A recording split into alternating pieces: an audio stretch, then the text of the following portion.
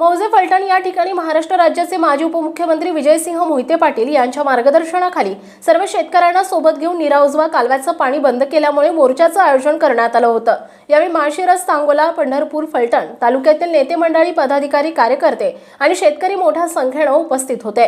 यावेळी 5 दिवसांमध्ये कॅनॉल दुरुस्ती करून 6व्या दिवसापर्यंत कॅनॉलला पाणी न आल्यास पुन्हा एकदा भव्य असा मोर्चा काढण्यात येईल असं आमदार रणजितसिंह मोहिते पाटील यांनी संबंधित अधिकाऱ्यांना ठणकावून सांगितलं। यावेळी धैर्यशील मोहिते पाटील आणि संबंधित अधिकारी बोलताना काय म्हणाले ते पहा सविस्तर जनसत्ता मराठी न्यूजवर। या ठिकाणी आपण मोर्चा घेऊन आलात। आज राज्याचे उपमुख्यमंत्री विजयसिंह मोहिते पाटील साहेब यांच्या नेतृत्वाखाली 4 तालुक्यांचा नीरा-उजवा कालव्याच्या शेतकऱ्यांचा मोर्चा काढण्यात आला। त्याच्या मागचं कारण की इलेक्शन कालावधीमध्ये इथले जे एक्झिक्युटिव्ह इंजिनियर आहेत जाधव यांनी अत्यंत निष्काळजीपणाने कॅनॉलच्या पाण्याचं वाटप हे अत्यंत चुकीच्या पद्धतीने केलं आणि इलेक्शन संपल्या कॅनॉलच्या दुरुस्ती या नावाखाली कॅनॉल अचानक बंद केला की जो कालवा सल्लागार समितीमध्ये 20 तारखेपर्यंत चालणे अपेक्षित असं ह्यांनीच लेखी रिपोर्ट दिलेले आहेत सगळ्यांनी। आज 11 तारखेला बंद झालेला आहे। लोकांची भरणी राहिलेली, उभी पिकं जळायला लागलेली, जनावरांना प्यायला पाणी नाही अशी परिस्थिती आहे। आणि आता आम्ही या ठिकाणी निवेदन द्यायला लागतो फक्त ठराविक प्रमुख लोक 4 तालुक्यात, आणि निवेदन देताना यांची सगळ्यांची उडवाउडीची उत्तर आहेत। कुणी जागेवर नाही या ठिकाणी जबाबदार व्यक्ती।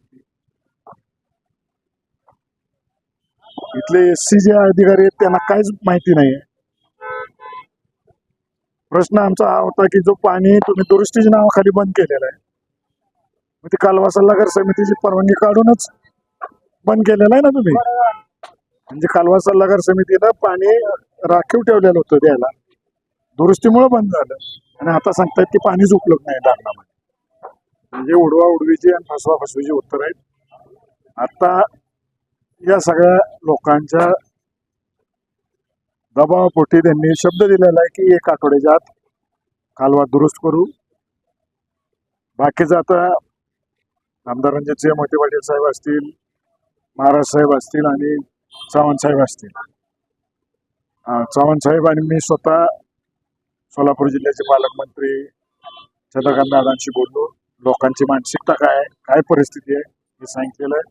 चंद्रकांत दादांनी शब्द दिलेला आहे त्या अजितदादांशी बोलून कालवा सल्लागार समितीची बैठक लावून या भागातल्या लोकांना ज्यांची भरणी निघायची राहिलेली आहे एवढं दुष्काळाला तोंड देत आहेत, तर या दृष्टिकोनातून लवकर बैठक घेऊन कसं पाण्याचं नियोजन करता येईल आणि संबंधित अधिकाऱ्यांना आदेश देता येतील।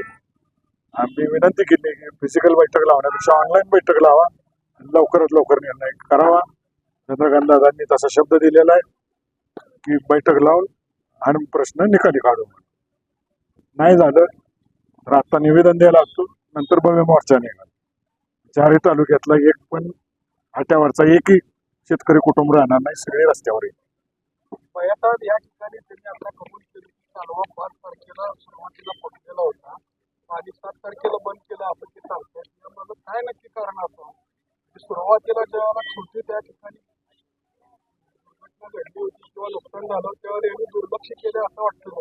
इथल्या पाणीदार नेत्याला आमचा शेतकरी पाणीदार होऊ नये असं वाटतंय। कालवा दुरुस्तीला किमान 7 दिवस लागणार आहे, पण आम्ही प्रयत्न करू की 5 दिवसामध्ये आम्ही पूर्ण प्रयत्न करू की आम्ही 5 दिवसामध्ये कालवा दुरुस्ती करू। पाणी किती तारखेला सुटणार? पाणी सुटायचं मी सांगू शकत नाही, आम्हाला याची आधी मीटिंग घ्यावी लागणार। मीटिंग चर्चेनंतर मग ठरेल पाणी। लेखी आश्वासन देणार आहात का? कसं लेखी आश्वासन आता नाही देणार। आता लेखी आश्वासन नाही? काय मॅडम तुम्ही आता तर सांगितलं 5 दिवसानं तुम्ही दुरुस्ती होणार म्हणले आणि 6व्या दिवशी तर पाणी सुटणार म्हणले तुम्ही। आता मी नाही बोलले 6व्या आश्वासन, मी पाणी सुटणार असं नाही म्हणलं। आम्हाला याच्यासाठी मीटिंग घ्यावी लागेल। Bureau report Jansatta Marathi news.